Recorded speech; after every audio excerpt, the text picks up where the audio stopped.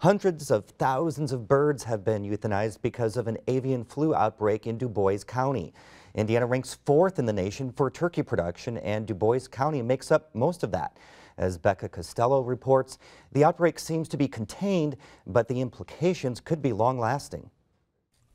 The outbreak began last week when turkeys at Kolb Farm tested positive for the H7N8 strain of avian influenza. Once the USDA was informed, they responded by quarantining the farm and setting up a control area of 10 kilometers and a surveillance zone of an additional 10 kilometers. 9 other commercial turkey farms have tested positive. All of the flocks, more than 400,000 birds, have now been depopulated. Some chickens have also been euthanized because they came into contact with the infected birds. Our commercial industry has a very strong hold on biosecurity, and they've been doing a lot recently in preparation efforts from last year's outbreak of avian influenza.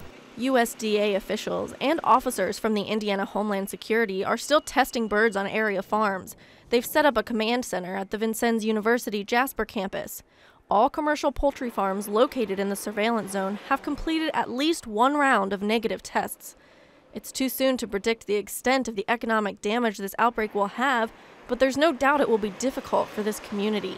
This particular strain of avian influenza, it's similar to the strain that was here last year, or that was in the U.S. last year, and that strain, while causing some odd amounts of dollars of damage from all the cold birds, didn't infect anybody. It's not the H9 strain that was killing people in China. The USDA says poultry and eggs are still safe to eat, but local business owners are concerned about a possible shortage of local meat and eggs. Either way, it's going to affect my customers, whether or not they have what they want for lunch or whether or not they have to pay a higher price. So, you know, it's a very big deal. The USDA responded quickly to Du Bois County once they were alerted to the problem. They'd been planning for a situation like this since last year, when a similar flu strain, H5N2, led to the death of 48 million birds. Surveillance will continue for at least 21 days after the last positive test for the avian flu virus is reported, before this outbreak is declared over.